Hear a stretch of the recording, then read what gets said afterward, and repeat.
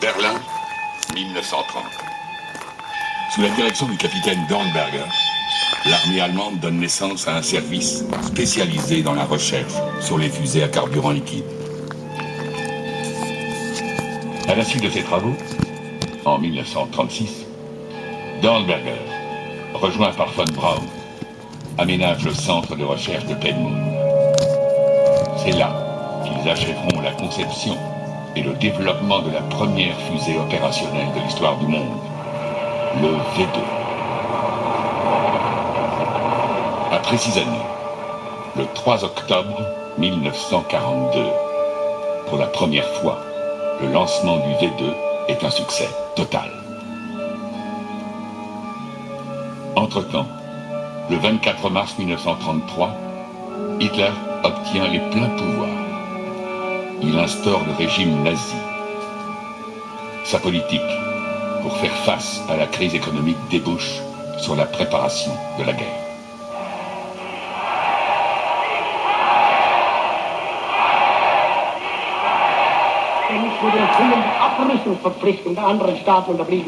Je fixe en conséquence les tâches suivantes. L'armée allemande doit être prête à combattre dans 4 ans. L'économie allemande doit être en état de soutenir une guerre dans 4 ans. Mémoire secrète d'Adolf Hitler. 3 septembre 1939.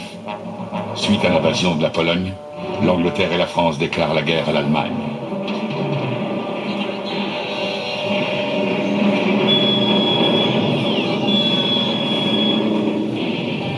« 1940, c'est la guerre éclair. La France est vaincue. Seule l'Angleterre n'a pas encore abdiqué.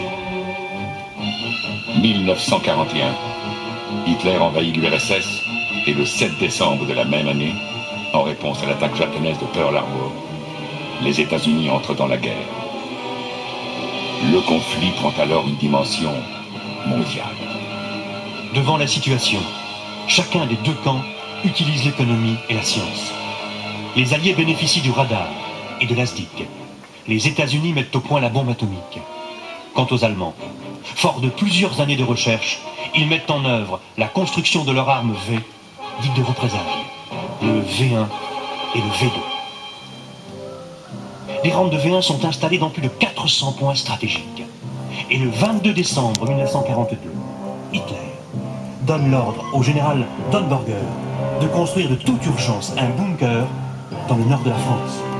Il devra servir d'usine d'assemblage, de fabrication d'oxygène liquide et de base de lancement des fusées V2. Son objectif, l'invasion de l'Angleterre. Le site d'Eperlek est alors retenu. Février 1943. Les plans du bunker sont achevés et en mars, les travaux commencent. Plus de 3000 ouvriers travaillent jour et nuit. Le bâtiment doit être opérationnel en octobre. À cette époque, la population locale est persuadée qu'il s'agit de la construction d'une centrale électrique. À Londres, les autorités britanniques ignorent encore, et pour longtemps, le rôle exact de cette construction. Pourtant, suite à une série de photos aériennes prises par la Royal Air Force, les Alliés décident le bombardement de ce qu'ils appellent une construction de caractère très spécial.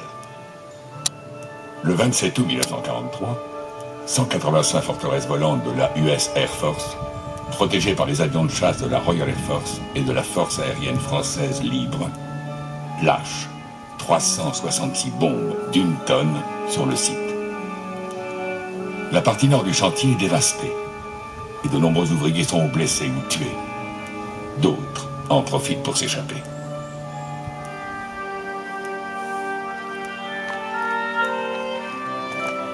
Cette magnifique forêt qui nous entoure n'est plus alors qu'un champ de cratères, un paysage lunaire. Aujourd'hui encore, vous pouvez observer les traces impressionnantes de ces bombardements.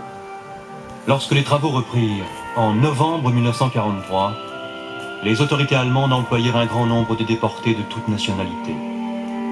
C'est en leur hommage que les drapeaux de toutes ces nations flottent à l'entrée du chemin qu'ils empruntaient pour rejoindre leur camp, escortés par les capots. Ce chemin que l'on appelle aujourd'hui Allée des drapeaux.